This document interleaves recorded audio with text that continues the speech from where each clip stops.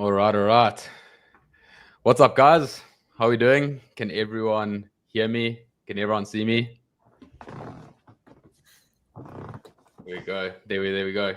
Cool, cool. All right, guys. So, firstly, to all the VIPs, welcome to the first pre-call challenge. Super excited about this one. It is the first pre-call challenge that we challenge call that we've actually ever done. First time for everything. But we thought this time around for our VIPs, we wanted to do something really special. So basically, what we decided to do is in the event, Iman is going to go through the whole process, how to build digital products, give you guys multiple cases of people that have actually been successful with digital products. And we have some kind of like exciting things to come next week. But we thought for the VIPs, why instead of just telling you guys and hyping you guys up before by just like posting and telling you, why don't we actually show you, right? So we kind of dipped into our network a little bit and spoke to a couple of guys on WAP. And yeah, basically what I've done is for the first call, two really special guys, Habas and Harris, who have a super what would you say, unique digital product, not the standard make money online or trading or anything like that, something completely different. But before we kind of get into the product itself, I would love for you guys just to kind of, tell the audience a little bit more about yourself, where you guys from, how old are you, and we will take it from there. Cool. Yeah, I'll start. I'm Harris Husseini. Our page is called ZTA Training. I'm sure a lot of you guys have seen if you're in the football space. Me and Abbas are cousins, so I'm 22 years old. He's 21 years old. We started this back in COVID. In the last 2 years, we've really taken this seriously, and that's where things have kind of picked up.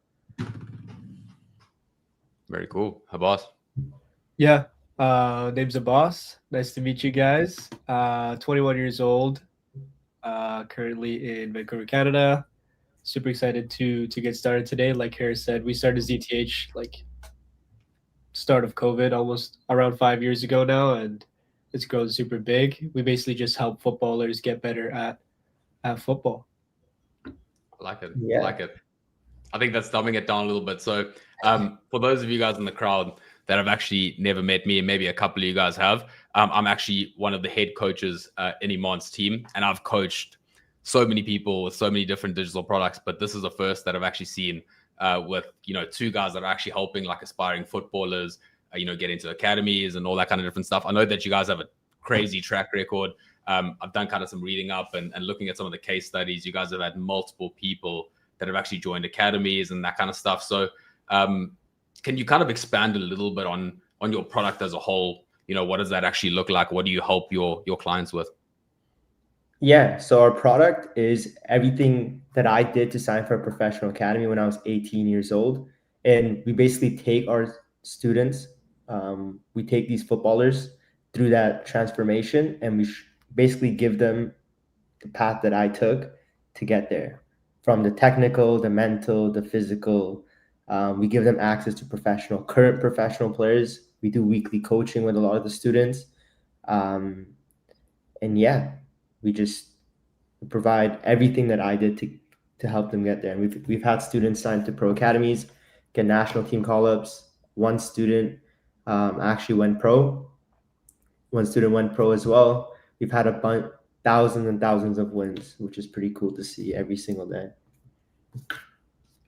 I love it. Very cool. And I mean, like I keep saying, it's so unique to do something around football as a digital product. Like, how did the idea to even build a digital product around something like this even come about? Like, was it one of your ideas that you guys pitched to the other one? Did you guys come up with it together? How did it all start? Yeah, it's a bit of a funny story actually. The birth of the player accelerator was more kind of just like iterations rather than something that we created just off the bat. We started off with like small little PDF guides that you can probably still find online, and then we did a little bit of research and found that people were actually launching digital products even 5 years ago and being super successful with it. And we thought we could definitely do something like this, and ended up just from scratch, filming, editing, scripting, planning out the entire thing, and taking it live. So the birth of it was like over the span of like 2 to 3 years. But when we first launched it, the first month was like 20K. And from there, we never looked back and just continuously improved it, because the first iteration, you'll like, if anybody's able to go find those videos online, it's what we have now. Oh. But that's kind of the name of the game in this industry, where like you just continuously improve on what you have. And now we're at a stage where like Harris said, we have so many success stories that just proves that the stuff that we teach works so well. Very cool. Very, very cool. And I know, you know, obviously in the conversations that we've had, you know, beforehand, you guys told me a little bit about your story. I think you guys both went to college and then dropped out of college, not really for you. And then kind of obviously went into this world of digital products, and you guys have been super successful. But I think a lot of people that get going in this industry, like myself included, I think when you, especially if you come from like a traditional household like myself, you get a little bit of pushback from your family. And I think it comes from like a good place. I don't think like, you know, your family are trying to hold you back, but I think especially when it's like parents and older people, they kind of want to protect you. How did you guys deal with that? Like dropping out of college and going into something that I'm assuming that your parents and your family just have no idea about at the time? Yeah, I can only speak for myself, but it's very scary because I'm tradition. Me and Abbas are traditionally from Afghanistan, so our parents have like a very specific way of seeing life, right? And kind of breaking out of that norm was there was a lot of pushback. There's a lot of days where my parents were asking me, "What are you doing? Go get a job. Go to school. Why'd you drop out of school?" Like even telling them like I'm gonna drop out of school to like do something online was like foreign to them. They crashed out on us. But over time, when they started seeing the results, they started seeing, I guess you can say, money coming in. They started seeing kind of like the progress. They were more open to it. Even right now, like my mom calls me every maybe once a week, telling me to go back to school, to go get an education. But yeah, no, it was hard. Yeah, my story is a little bit different. But the same things apply. Like my mom is super, super traditional, and she, like, even when I started bringing it up in the beginning, she was like super against it. So to make it happen, I knew that I needed some type of like tangible proof to convince her. So I made a deal with her, and I said like, look, if by the time at that time I was in my second year of university, and I told her by the time by the time I finish this year of university, if I can show you a paycheck that is more than she makes on a monthly basis, you have to let me take a break. So I didn't frame it as like, oh, like I'm gonna drop out, I'm never coming back to school, which eventually is what happened. But I said you have to let me take a break until the next semester, which was in September, and you know everything kind of aligned, and God did His thing, and I ended up actually showing her like a bank statement of like $6,000 that we made that month, and it was all profit. So convinced her through that, and then my dad didn't really like. He wasn't really.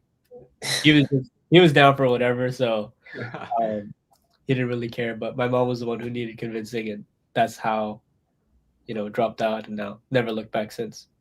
100%, 100%. Money talks at the end of the day. And look, I think, there's pressure from outside, but you guys are pretty young. And, I would never lie to someone and say, there's not a level of scariness when you are stepping into a new space, building a business. Even if you do see some quick success, it's always something in the back of your head, maybe thinking like, there's a lot going on. Things are building so quickly. I'm so young. I don't really have this kind of experience. How did you guys kind of deal with building a business like of this size in your early 20s? Like, a lot of people take 10 years, 15 years to build a business. And when it happens that quickly, did you guys even feel overwhelmed? Was there any moments where you were like kind of spinning a little bit? You want to talk about us? Yeah, I mean, it's definitely not like all sunshine and rainbows. People like online make it seem like, oh, like I have all these supercars and stuff like that, and everything's so good. But building a business is truly a difficult task. There were times when like we were making a ton of money, but there was nothing hitting the bank account because our books were all over the place, and um, you know, like I had to take personal loans from like friends and family just to make sure that I had like food that month. Like things got really bad, but having like family be on the other side of that, like Harris is my cousin at the end of the day, and I'm gonna do whatever it takes to make sure that he's fed and he's taken care of, and he's gonna do the exact same for me. So having that, like we share blood, so having that in the business is ultimately, I feel like, was our competitive advantage starting out and helped us get through tons and tons of tough times like that. 100%. And to build on that, that's why I think our dynamic works super well. Like me and Abbas are cousins, so we have that trust in each other. And he's able to focus on a specific part of the business, and I'm able to focus on a specific part of the business. We're not spreading ourselves too thin. We know our roles and responsibilities, and that way we can focus more on getting better at that skill. Definitely, yeah. I think it's so cool that you guys are cousins. Actually, segue as well, because I wanted to touch on that, because I think you kind of get two different types of people that are looking to start businesses, right? You have the people that are like, I want to go at this alone. I don't want anyone kind of, steering me in either way. I just want to do what I want to do. And then you get those people that kind of feel like, maybe I need that person by my side, make the journey a little bit less lonely. I would love for you guys to talk a little bit about like, kind of the pros and cons of having a partner in your business, whether it's just like having someone to bounce ideas off, whether it's like different skills. I'd love if you guys can just talk a little bit about the partnership and how it's helped you guys get to this point. For me, having someone to talk to and like share that journey with is super, super inspiring.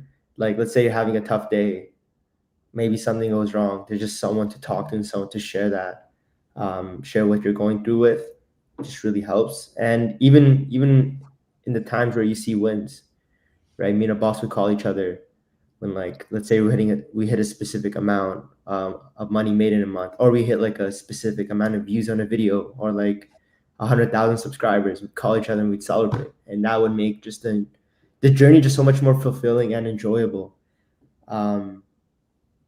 Yeah, that's the biggest part for me that really makes this sick.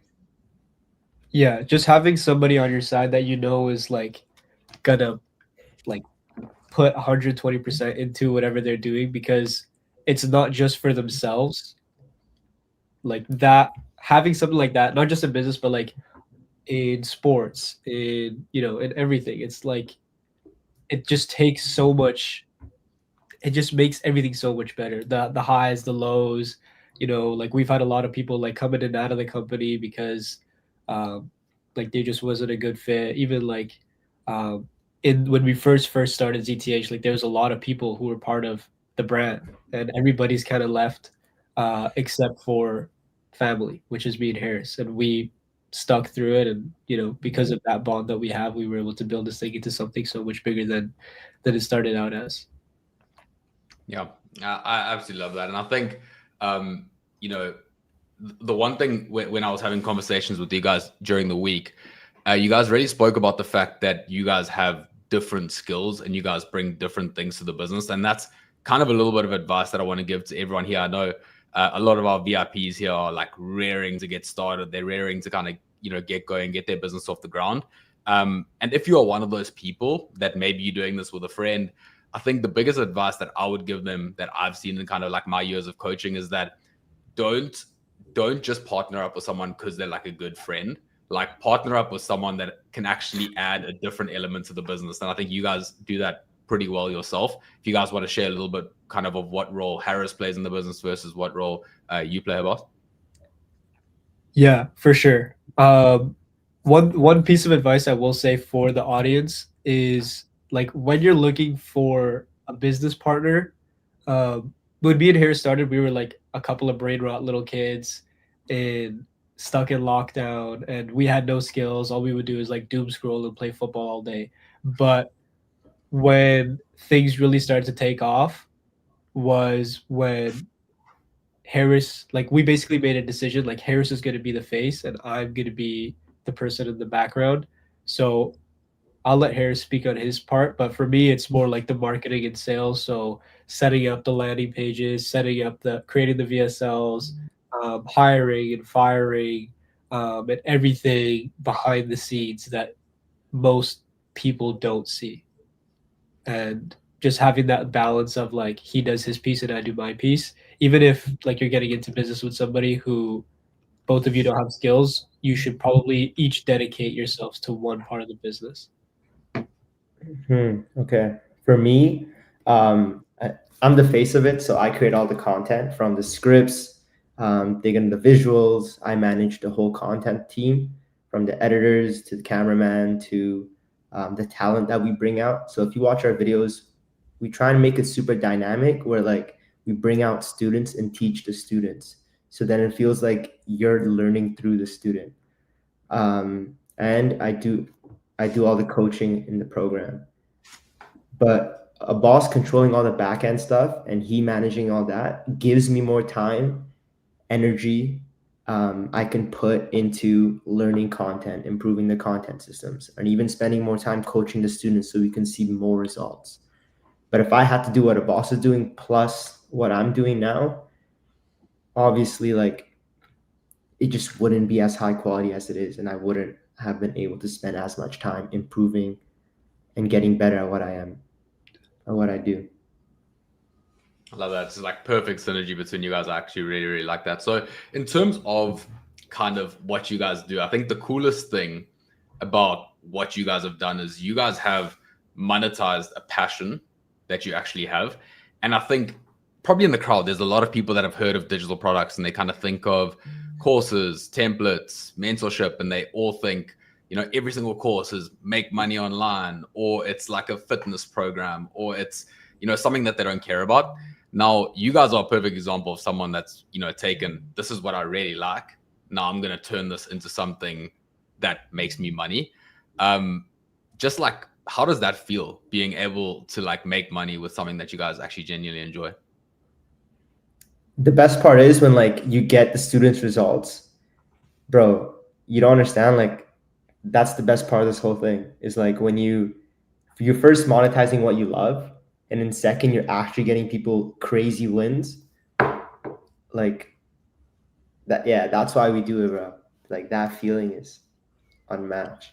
Yeah, Harris, I actually just want to touch on that as well because I align with that so much. Like being a coach, like you know, like for Iman, I mean that feeling when you kind of had someone that came to you and they were like just getting started out, and then they're like achieving all their dreams. I'm sure if any of you guys saw some of the ads, you guys would have seen a guy named Armando who bought a McLaren at 19. Holy Like crap. I still have videos of me and Armando when he was working construction, like having Zoom calls together and talking about like the dreams that he had and stuff.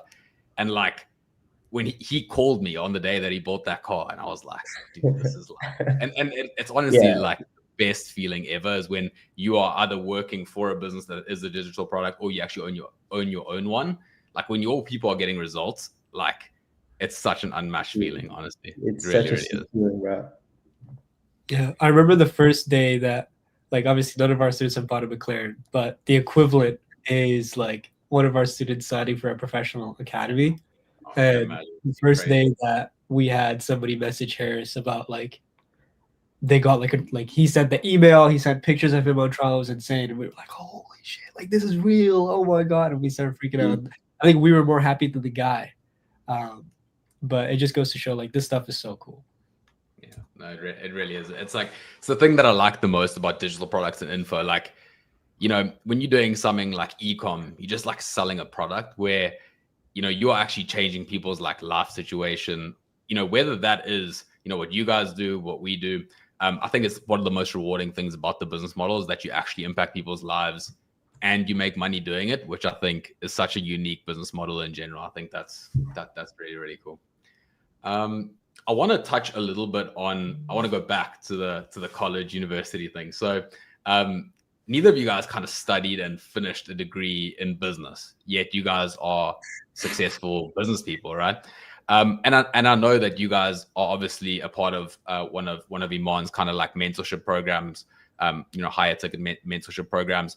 I want you guys to kind of talk a little bit on the importance of mentorship, but like in the newer sense of it, not so much like college, because I went to college.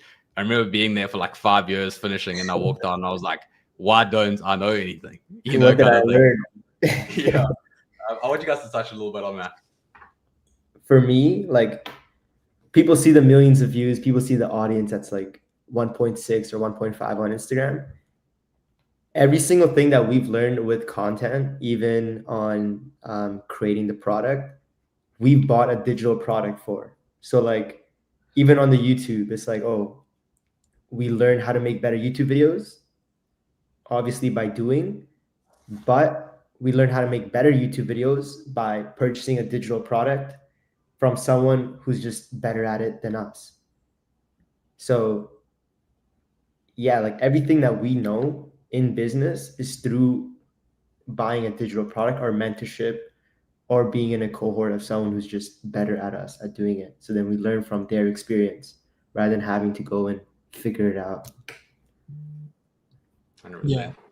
So the one downside with like traditional education, well, there's a ton of downsides, but it's just that it's not hands-on enough. And I think that, like Harris said, like us being able to go and learn from the people who have done exactly what we have done, and on top of that, every single day putting out new content, every single day, tracking metrics, making sure that everything's working as it should, just like from the experience of actually sitting down and writing posts, scripting, video sales letters for me, or like managing the team, the actual experience of everything coupled with all of the info that we invested into and the digital products that we invested into is just, that's what's allowed us to get to such a big brand, build such a big brand in such a short amount of time. Plus, like, just the relentless consistency.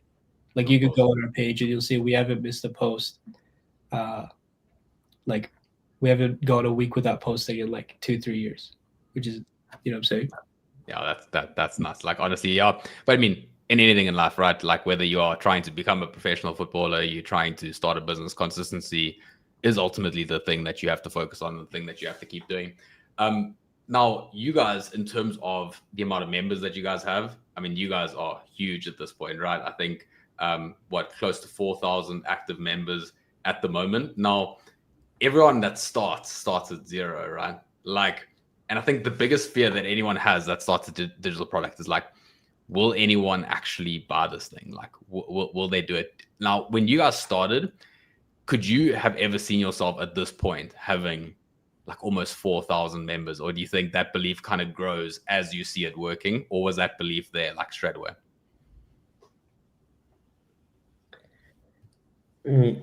For me, the belief grew as we started going through it. Like, we didn't think we were going to get 2 customers when we first started. But that first month, we were like, holy crap, we got like 67, I don't know, but like it was 20 G's profit. So we're like, holy crap, this works. People actually want this. And then once you start seeing the result, it's like the product works and the marketing works. Like, this is something that people want. And the product is actually giving these people results. So once you start seeing the results and once you start seeing that the marketing's working, then you just start, it gives you just, I guess, that positive reinforcement that like this thing is what people want and this actually works. So then you start working harder on it, then you start improving it, then you just continue to do it. And once you're making good money as well. Of course. About anything on that? Same kind of feeling? Yeah, I'm seeing a lot of people say like this is pre-recorded, but it's not. I can see your chat. Definitely not pre-recorded, guys. But yeah, like anything, like, bro, we had no idea this was gonna do like even get one sale, let alone make as much or like be as successful and as big as it is. And the only thing that pushed us was because we had nothing else. Like, I was working at a job at Walmart Harris was like working a dead-end job at another grocery store, like this is all we had. And just pushing the button to launch, even that was scary enough. But waking up in the morning and seeing that like it actually did okay that's when we were like, okay, like we have something. And then we kind of like from there just locked in and everything worked out. Yeah. I actually love that you touch on the job thing, because I think people have this like irrational fear of like, if I have this job, what if like, starting a business, impacts my ability, to perform at work and whatever. And I always think like, especially if you have a job that's like a bit of a dead end job, like your biggest risk is actually just staying there and just continuing to do that. Like what do you have to lose by just trying to start a business? Like the upside is so big if it works, and the downside is like you're in exactly the same position. So I always think it's kind of an irrational fear to actually have any fear of starting a business. But I actually want to talk a little bit about like what your business has been able to do for you guys personally, right? Because ultimately everyone starts a business to make money. Of course, you guys have the upside of getting so many wins for your students. You're impacting other people's lives. You're helping people make careers out of a sport that you guys love. But just in terms of your family, in terms of your lifestyle, what has your business actually been able to do for you guys? Where do we start? It's been amazing. We've been able to, I'll let Harris say his piece, but we've been able to travel the world. At this stage, we don't really struggle with like putting food on the table, keeping the roof over the head, which is the most important thing, but also just being able to get experiences and like be able to see the world. And I guess the most important part of that, which I'll say as like a thing for everybody who's in this call, take care of the people around you first before you go and spend your money on like useless stuff like clothes or cars or whatever, because that was the biggest thing for me. Like when I was able to send my dad to go see his like nephew's wedding in Australia, and he'd never been to Australia. Like that, it's a little thing. It was like a $3,000 ticket, but like being able to pay for his whole trip, that was like you get this feeling in your chest where you're like, wow, like it's like addicting. I don't know how to describe it, but doing things like that, or like helping, like little things like helping your parents with the rent and like grocery bills and stuff like that. That's like you're gonna learn very quickly, but like the clothes and all that stuff it doesn't make you feel like good about yourself. But when you take care of the people around you, at least that's what it was like for me. Yeah, don't spend your money on a $10,000 watch.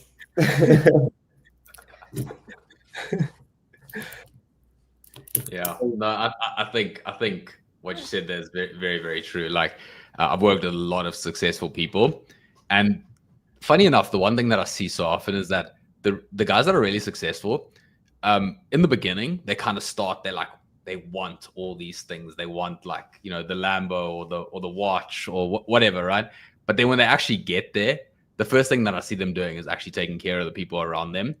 And then I think when I speak to them at that point, they kind of say they kind of took a step back during the journey, and they were like, my real why for like why I actually started this thing wasn't really about like the watch or the car. It was actually more about just taking care of the people around me, making sure that I'm secure, that my future family is secure. And I think it's important for like everyone in the chat right now. Like, I think you need to dig deep and realize like, why are you here?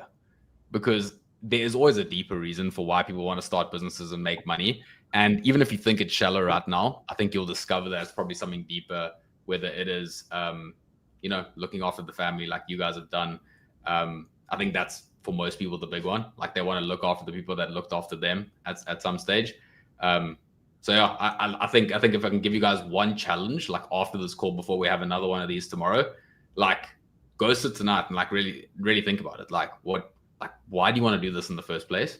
Because I think that's what like really lights the fire. And for you guys, I'm sure you guys have had, long days, late nights, sometimes, during busy periods. but like that's ultimately the thing that gets you through, right? It's not really the watch, it's more the looking after the people around you. So yeah, I want you guys to really think about that. Yeah, sometimes it's the watch though.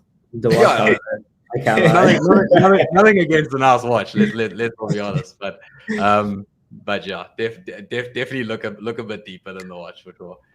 I want to talk a little bit about like skills that you guys have built throughout this process, because I think you kind of start this business, you don't really have a lot of skills, but I think you kind of get going and naturally you start building up those skills. What do you think is the number one skill if everything like fell apart tomorrow? Like, what is the number one skill that you guys have learned throughout this process that you guys could like throw into another business and possibly make it successful again? For me, it's how to work. I feel like I can be successful in anything I do just because I know how to work and I know how to relentlessly work consistently. I love that. Abbas, you? That's a really good answer. I can't even. That is a great answer. Yeah. For me, it'd probably be taking feedback. Like, it doesn't sound like much of a skill, but being able to, like, everything at the end of the day is, even if you fail or succeed, there's some type of feedback. So let's say like 1,000 people watched your video, and 10 people commented, and like one person bought your digital product, right? You could look at that as a failure, which some people might, but I like to look at that as it's feedback. So what part of that post like what part of that post was wrong? Was it the hook that was weak? Was it my CTA that wasn't strong enough? How can I make this better? Oh, 10 people commented. What did they say in the comments? How can I take that and translate it into the next post so that I can make that next post better than the last one? Even like uh, listening to people who have done stuff that I've done, like watching YouTube videos and learning from how they failed and making sure that I don't make those mistakes. Just being able to take that feedback and being super, super coachable when it comes to advice and like the keyword feedback, and making sure that you don't make that same mistake, or make sure that whatever output you're putting, so let's say it's a post, you're taking note of the progress and how it did, and then using that to put something better out there. Completely agree. I actually love both answers because like internally when we hire people, we don't really go big on like CVs and stuff like that. It's because Iman's actually really big on intangibles, and he always says like can't like teach someone to be hardworking. Like they have to figure it out themselves. Exactly what Harris said. And the other thing is actually being coachable. Like Iman always makes this comment. He's like, if I completely stepped away from the internet tomorrow, like I know that we could be the biggest avocado business in the world because we have like the right intangibles. And I think that there's as much as like a funny thing to say, it's actually so true, right? Because if you have like certain things that like intangible things that no one can actually teach you how to do, and you have those things, like you can ultimately be successful in anything. How to work, how to take feedback. I think resourcefulness is like another big one, like just teaching yourself that skill to figure something out, and yeah, I actually really, really like those answers. If you guys had kind of like when you guys were starting, what is like the one piece of advice that you wish that someone gave you on like the day that this company was founded? Like like it can be super like general, it could be something very specific, anything like that. I mean, there's a lot of things. I would say start the digital product sooner. If we started a digital product a lot earlier, first we could have helped more students get obviously to their desired transformation, and we wouldn't have had to work dead end jobs. Like I was pushing shopping carts at a grocery store for a living. It's crazy, but there's videos. I use it sometimes to like kind of tell my story in a lot of our YouTube videos. But yeah, just start the digital product quicker and just figure it out. Because we had the idea of doing this a long, long time ago, but we just ended up just creating PDFs. But we knew we could turn it into video lessons. We just didn't know how, and we didn't have the courage to go and figure it out. Yeah, it's about taking action earlier, right? I was in exactly the same situation. I was working night shifts in a port on a coast in South Africa, knowing that wasn't what I wanted to do. But like, I was just too scared to do something that my parents wouldn't approve of, or that like my friends had never heard of, and like you kind of doubt yourself, like, oh, do I have the skills to do this? And I completely agree. I think just taking action early and just doing something about it versus sitting around and like waiting for it to come to you. Because I think you guys can agree, like it's never just going to come to you. Like you have to go and look for it, do the work, go figure it out. But about you also obviously didn't answer the question. So anything on your side, any advice that you would have liked to get, in the early days? Just start. I think that's like the biggest thing. And that can be applied to anything. Like if you're afraid of launching your digital product, launch, and then like I said, take that feedback.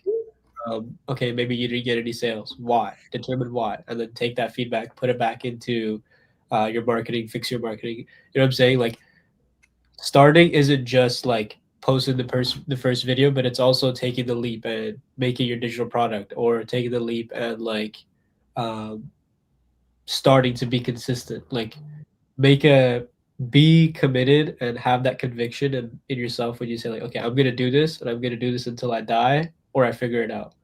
Um, that's one thing that like I feel like for me at least was missing. I always thought like, like I don't know if I should do this. Should I do this now? Should I do this later? And if I had started when I actually first thought about it, I would be 10 times further along than I am now. Yeah, no, I agree. I've gotten so many great like pieces of advice and like analogies and things from different people that I've worked with in the space. And this guy was actually more of an agency owner, but he also had an info product. And he told me once, he's like, the best way that I can talk about a business is like you jump out of an airplane and you build the parachute on the way down. Now, luckily for you guys, during the challenge, we'll help you guys build that parachute. But like that's actually how it feels. Like, you just actually sometimes have to take action and you have no idea how you're actually going to do it. But there's so much strength in actually just figuring something out. But it's actually also the best way of learning. Like how I mentioned, earlier, I didn't learn anything from college because I didn't have to do anything in college. I just had to like remember stuff. But as soon as you start doing, like that's when you really, really learn and you start to figure things out. And I also want you guys to give some advice for people, because I mean, now, I asked you what was the piece of advice that you guys wanted again, but you guys are, the experienced people now. Any other advice that you'd like to give people, that are having doubts about, whether this is really for them, or, they're just kind of here to figure it out. They're not seeing like any advice that you guys can give them. Yeah, I can go first. I feel like starting out, there's two things that like most people struggle with. It's starting, like learning how to start, and then the second thing is continuing, like being consistent with it and actually sticking to it on a day out process. For learning how to start, obviously this challenge and all that is going to teach you. So that problem is already solved, which is the biggest thing. Like most people, especially in the digital product space, they don't actually know how to like find the pain point to go and solve with the digital product and put that in front of people, and set up a payment processor and like all this like little technical BS that you have to deal with. So 50% of the problem is already solved in my opinion. The other thing is just being consistent with it. And the biggest piece of advice that I have for everybody in the chat right now is like, look at it as a matter of time. If you take your current situation, right, which is obviously not going to get any better if you just keep doing what you're doing, and that there's people who are so much further along than you because of digital products and building something that like can change people's lives, which is a digital product, that it's only a matter of time before you figure out something to get here. And looking at every success and every failure that way, where it's just like, okay, maybe it'll take a year, maybe it'll take 2 years, maybe it'll take 6 months, but I know that through consistency and through hard work and just showing up every single day, it's only a matter of time before I succeed. looking at it that way really helps me be consistent and like wake up in the morning and really lock in every single day. Do that for like 2, 3, 4, 5, however many years it took for me to get here. That's for me. Yeah, I love that. And I think I saw a couple of things in the chat. People are like, it's a risk, but it's worth it, and that kind of stuff. And I always like to put risk into perspective for people, because I think I'm sure a lot of the people in the chat are relatively young, or at least like, the whole space is relatively young. You need to think about it like 20, 30 years ago, if you wanted to start a business and you wanted to, let's say, start like a coffee shop, you had to basically either get funding from a bank, or you had to put basically your life savings into like getting an actual physical location, kitting it out, like manufacturers, all that kind of different stuff, just to make a fraction of the money that people are making in this space. Like, your risk in this space is actually so low. Yes, you may pay for like a little tool here and there, a little bit of AI, a little bit of this, maybe as you grow 1 or 2 team members, depending on how big you actually get. But like, the risk is so small today compared to what it used to be, with the upside being so much larger. And I think if that doesn't motivate you to start something and actually be consistent with it, to see such a big upside but such a low risk, like, then unfortunately I can't help you, because like, it is actually just that simple. But yeah, Harris, your side, any advice that you can give the guys? To build on that, like, the thing is with digital products, there's not that much risk involved, right? Like, that's why we were able to do it, because it was like, well, we just pay $100, maybe $200 just for like the platform and the payment processors, just to like have the systems running. But then that was it, right? Like, the only risk we had was $100, $200, maybe $300. And it was just like, let's see if this works. And once that first month, we just put it out there and saw that it worked. I was like, holy crap, our profit margins are like 80, 90, 95%. Like, it's just stupid not to continue. So then we just... What other business in the world could you get 90, 95% profit margins on? It's like impossible, literally. Yeah, dude, it's insane. That's why it was a no-brainer for us. It was like, there's no risk. There's literally just $100 a month from our pocket to try this out. 100%. I actually have a question about your business, because I think something that people fear quite a lot is like the sales side, right? And I'm talking about like actual closing, setting, that kind of stuff. Do you guys sell, primarily through like content and stuff like that, or do you guys actually close deals yourself? Nah, we don't close anything. It's all... our boss he's a technical guy. He'll give you a better answer, but we just sell through organic content. Like, we didn't even run ads until recently. Like, everything was just organic through YouTube. Just like, when you provide value and not just regular videos like everyone else is posting, but you actually go deep into trying to solve a problem. What I like to ask myself is like, is this post worth $10? Like, would someone pay $10 for the information in this post? If they won't, then I don't post it. But that's kind of like our approach, where we really try and provide as much value as possible in every single video, that then teaches the person watching the video to then want to learn more, that then leads them to the program, to purchasing the product.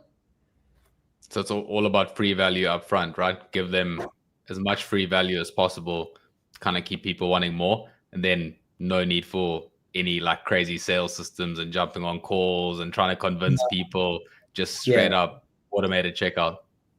Yeah, Free actionable value, not just like things people actually can do now to get better. And that's what makes our stuff so powerful. Yeah, there's a lot of people in this space who like just post like viral random football content, but we more focus on like teaching.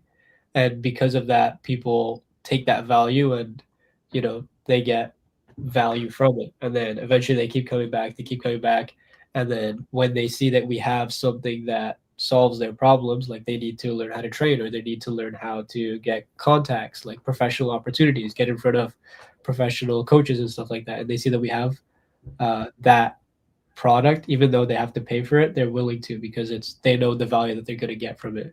In terms of answering your question, no, we don't have like, I'm not sitting there on calls like trying to close a 15-year-old kid on a no, I'm not doing that. We also offer a 30-day money back guarantee. So if like the kid actually, or the person, whoever buys it, doesn't see the value from it, we're 100% okay with just fully refunding their money because, if they're not going to get value from it, then why? We're not going to keep their money. So we have that too. And you guys should probably incorporate that in your offers if you're going to launch a digital product, because it forces you to make a better product, and it also gets a lot of people through the door as well. Definitely couldn't agree more. There's one question that keeps coming up in the chat, and it's Misal Jr. I'm hoping I'm saying your name right. Can you ask them what they would do if they had to start all over again? What would you guys do? That's a good question. What would you do, boss?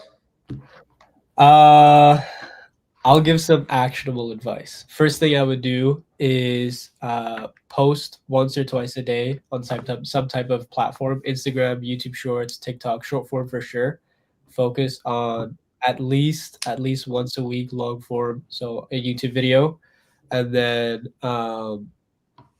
also posting on X or Threads, maybe once a day. That's like your most of your time is going to be spent making that content.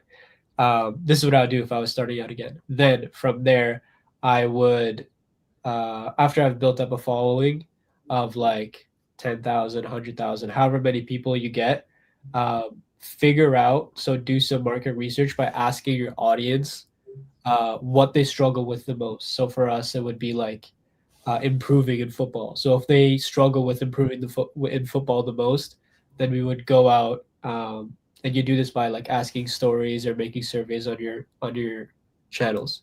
Then from there, create a product that is free, so like a free lead magnet that tackles that issue of like improving. So maybe we give them the drills, or we give them like a system to improve on, and then that'll naturally create another problem, which is like, okay, now that you know how to improve, you need to learn how to get professional academy or professional trials at like professional teams. So then we would sell that. We would sell the next step in their journey. And after I have the brand and I have like all this content going out and I know the exact problem that I need to solve for the audience, I give that for free and then solve the next problem after that. That's what I do. And actually, to follow on that, there's actually another question from the chat. So like, when it comes to finding pain points, because I even see at like the highest level when people speak to him on like, how do you know what to make videos on? How do you know what those pain points are? How do you guys actually find those pain points in your chosen audience to kind of give you guys the leverage? Obviously, firstly to do content, but also to make your actual product better. There's a ton of different ways, but I think the best way that I've found is just ask the audience. For me, it was easy because I was a footballer, so I knew like what people struggled with. But I would just put up a story or create a survey, or even go in the DMs and ask like 100 people a set of questions, and then collect what people are struggling with. That's the best way that I've found to identify like pain points, and then we can use that in marketing and use that in photos and landing pages and stuff like that. Yeah. I think something that's a very good skill to learn early is, of course, if you have the audience and you have access to your audience to ask, just ask. There's ways on Instagram, those little like Q&A boxes and all that kind of different stuff.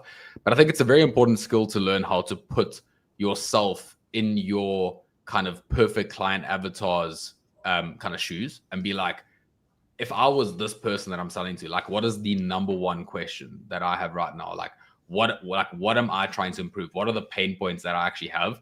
And I think a lot of people actually lack that skill, being able to like put themselves in someone else's shoes. And it's something that you guys should 100% work on, because when you are running a digital product, you always have to be thinking like, what does my client want? Like, what knowledge do they not have? Like, what question is coming up constantly? And I'm sure you guys have kind of luckily through experience as well. But I'm sure you guys have learned more and more as you guys have been running the product, like what kind of questions to ask and you know what kind of content to make, what to add to the program, etc. Yeah, Yeah. once you have the product and you're able to like see like on, especially with me on the live coaching calls, you get to see what people are actually struggling with. Like I use that information to create the content, and I use the information from the product to improve the product based on what the students want and to make better content. And then by creating better content based on what people are struggling with, it has increased our views and our engagement. So yeah, that's kind of our feedback. Though that's the way we use feedback to improve 100%. our Yeah, marketing. I just want to make something very clear to everyone in the chat because I've seen a couple of questions come up. So the two gents here, like they use content as like their number one client acquisition strategy, obviously having a big following and building that following over time.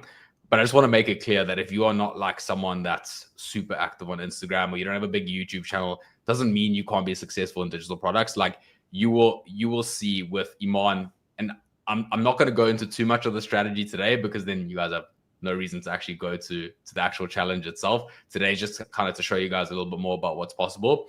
But there's actually multiple strategies that you can actually use to build a digital product. There's people that do it completely faceless. There's people that build digital products for other people in order to make money. There's so many different strategies within this industry to actually make money. So I don't want you guys to feel like if I'm not confident and you know I have to make content in order to sell, like that's just the strategy that they've chosen because that's obviously what you guys are good at and you guys did have a following. It's about competitive advantage, right? That was a competitive advantage. It would have been stupid not to use it. Yeah. I would even say, Andreas, like you don't even need that many views or followers to like to even get the amount of sales that we do.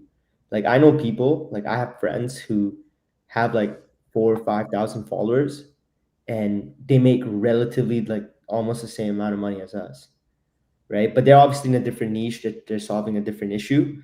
But intention, like focused viewers, are what you need. Like you don't need millions and hundreds of thousands of views to make money.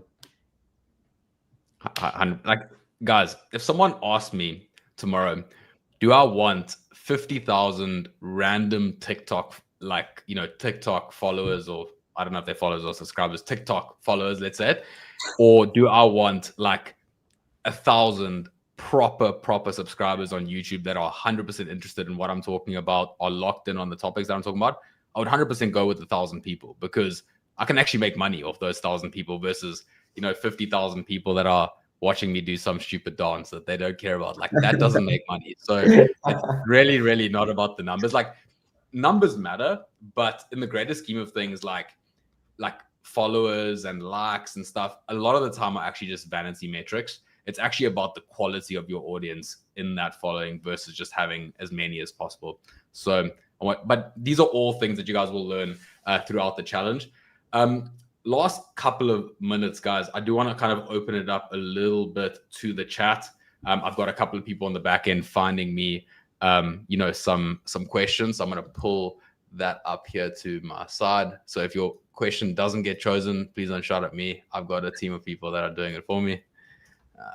Let's quickly jump in there. Cool.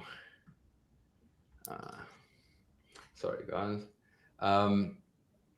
Okay, I like this one. So, do you have a system for generating winning content ideas? And if yes, how do you know what's wrong with your content if it doesn't work well? So, it's a little bit about that feedback, you know, that you were talking about. When you try something, it doesn't work, you do something different, right? But talk to me. I'll let the content answer that one. So our process looks kind of like this, right? So I look at content in terms of formats, not scripts. Like in the beginning, you just want to look at teaching styles. So we have this one format that we're really famous for is the explain format. So it's me teaching a student, which is my cousin, my little cousin, which is a boss's younger brother. It's him, like he making a mistake and then me correcting the mistake. And then I show him how to do it, and then he does it right. So we found that format performs really, really well. So that teaching style performs really, really well. And once we found that teaching style, then it was doubling down on how we can obviously make it better. We bought a better camera. We improved the scripts. We tried different sequences within that one format. And then once we, like, after a month or 2 months of trying different things within that format, we use this process called gold, silver, bronze. So we take all the highest performers of that format and divide it between how many views and how much engagement there is for each column. Like, let's say the videos that got more than 1 million views, we categorize them in gold. 100,000 to 1 million would be silver, and under 100,000 would be bronze. And then we'd watch every single video and compare each video side by side, and then we'd look at the performance drivers. Like, what did I say in the gold that was very intriguing? What did I say in the silver? What did I say in the bronze? What did I say in the gold that I didn't in the bronze? What are the video topics? How did what type of music did we use? So that's kind of our process. And just by doing that, we've grown a huge audience. But it's very dynamic. So, like, once something works, you don't just like stick by it, right? You're constantly looking at how you can make it better. 100%. Definitely. I have a bit of a product focused question. So you guys have been in the game for a little while. How does your current product compare to the product that you guys had when you first started? Is it very different? Is it still kind of the same? Talk a little bit about that. Yeah, answer this about? Dude, it's like night and day. It's like iPhone 5 versus iPhone 17. It's insane.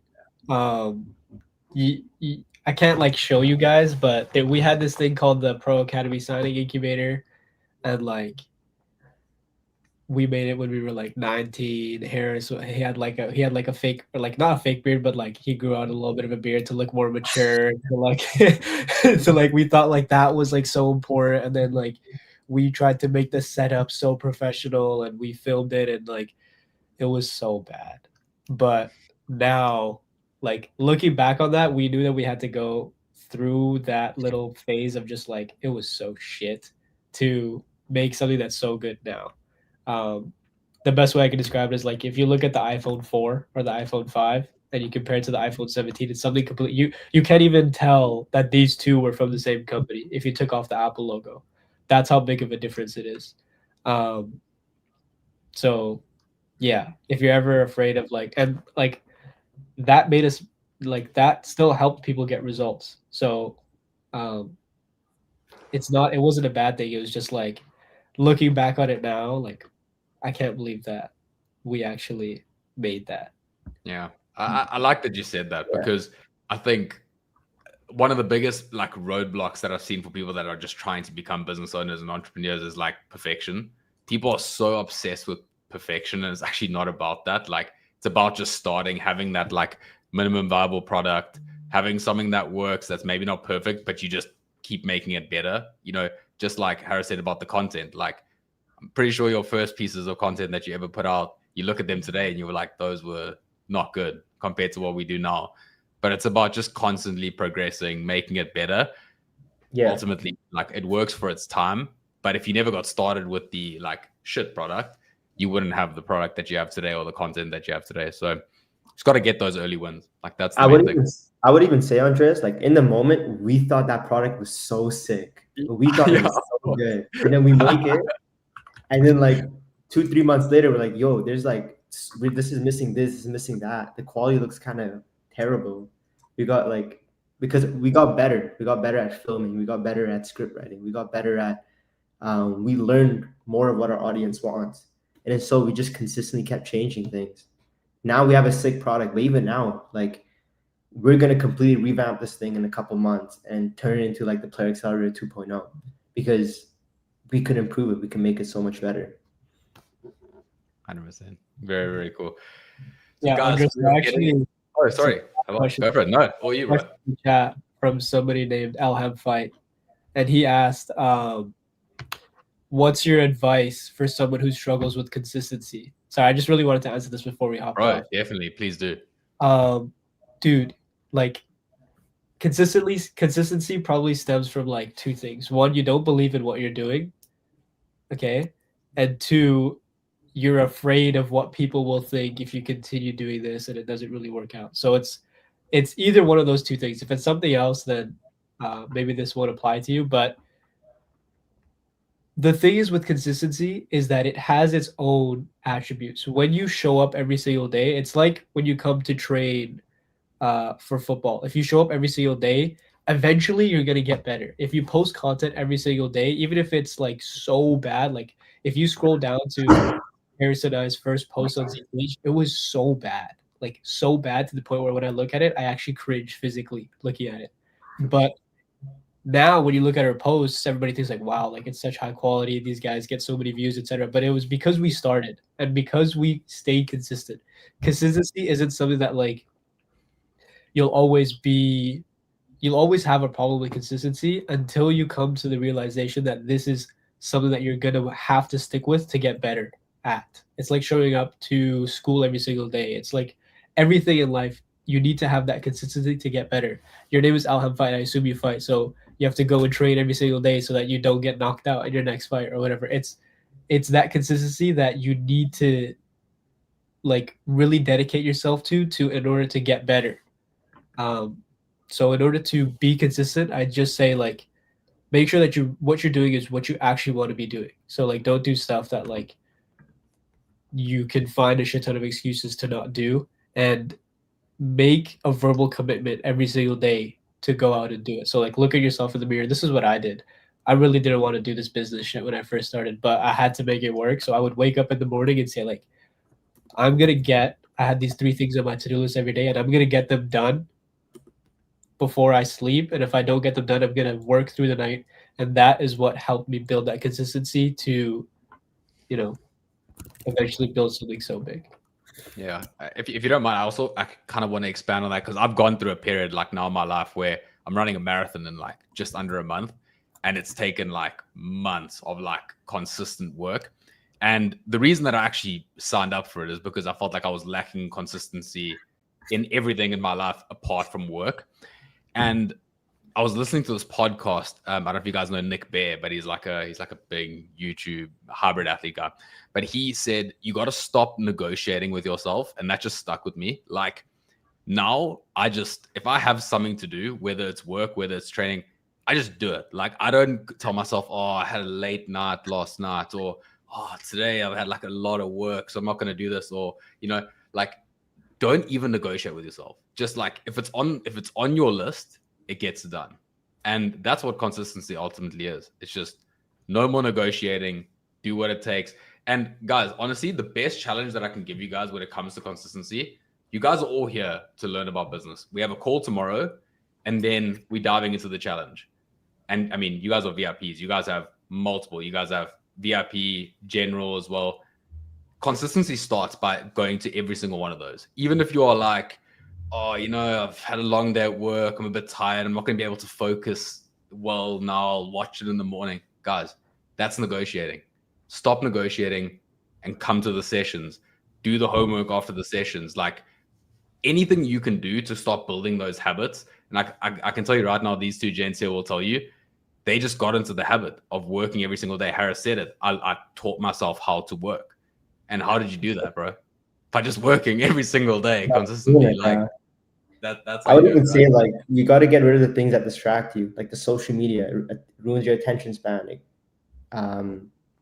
It makes you want to like being overstimulated, right? And it's very hard to sit down and actually work when you're constantly scrolling, or you've been scrolling throughout the day. You want that next dopamine hit, so it's hard to sit down and actually work. Even your diet affects your focus. Agreed. Definitely. Yeah. Like I think environment, guys, plays such a big role. Like one of my best friends joined us at the company like 6-7 months ago, and he said to me, he's like, bro, like the money and the job and everything, that's one thing, but he's like being surrounded by everyone that just they want to achieve big things, they're pushing to a goal, and you guys are a partnership, probably helps that both of you guys are almost like pushing each other because you guys are going to the same cause. But you guys don't have bad people around you. You have guys, you have each other who are both pushing. And like you said, cutting things out like social media, all that different stuff, like just put yourself in the environment to succeed. I promise you, it makes the world of difference. I know you guys can see the chat. Is there any other questions that you guys are raring to answer before we jump off? But I know you guys are also, we won't share too much, but I know you guys are busy on your side, on the business side as well. Anything else you guys would like to answer that you guys see here? I've got one on this if you Yeah, no, go Abbas. So Neuron Star asks, how can someone who has to do multiple stuff like school, homework, how can I put quality so that I cancel out the effect of quantity? Bro, when we started, I had school, so I was going to university full time. I was also working my Walmart job, I think like 30 hours a week. And then I also was trying to go professional and like be a professional footballer, which didn't work out. But I was also trying to build this. And it honestly just comes down to, do you, like, if you wanted to, you would. I really wanted to, and I didn't always really want to. Like, I had to build it up, and like there were days when like I didn't really want to work. But it comes down to, if you really wanted to be successful in school, you'll make time for school. If you really wanted to make money, like I really wanted to make money, so I had to go get a job. But most of all, I really wanted the freedom that came with being a business owner and making good money. And I knew that I wanted that more than I wanted to be successful in school or be a professional footballer or work my shitty Walmart job. And because I knew that, it made everything else seem less of a priority, and I just put all of the available time and effort that I had. Like sometimes I would stay up to like 4, 5, 6 a.m. just getting stuff done for the business because that's what I really wanted to do. So my advice for you, Neuron Star, is like, if you really wanted to, you would make time for it. And if you haven't been making time for it, maybe you don't want it that bad. Agree. There's going to be times where you have to sacrifice something, and I think in a lot of entrepreneurs' cases, when they are getting started and they have other things pulling their attention, sometimes sleep is one of those things that kind of sometimes has to go. You have to maybe sleep 2 hours less, 3 hours less, depending on what time you're like. Sleep is the first thing to go. Yeah.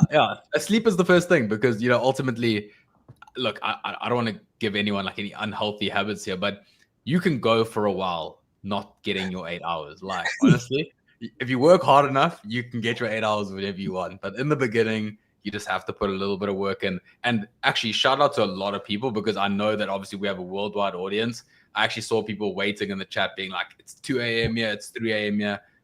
Guys, that's what I'm talking about. Like that's commitment. That's being like, hey, I've signed up to this thing.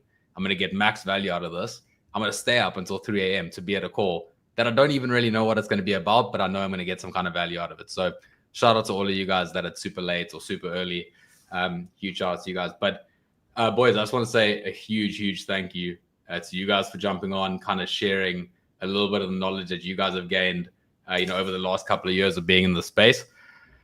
I don't know if you guys have any last words for everyone here. But guys, just in the chat, please give a lot of W's to these boys that are taking time out of their busy days of running a business to be here with you guys. So huge shout outs to you guys. Thank you so much.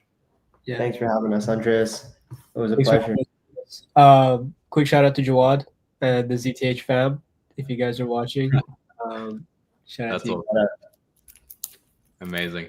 Guys, go show them some love on Instagram. If you guys want to pop your Instagram in the chat, you guys are welcome to. I think it's a good case study for the guys, to check out the content that you guys are making. You guys are obviously being very successful with it. If they can learn something from you guys, that's what this call is about. So if you guys want to do that, and then we'll wrap it up there.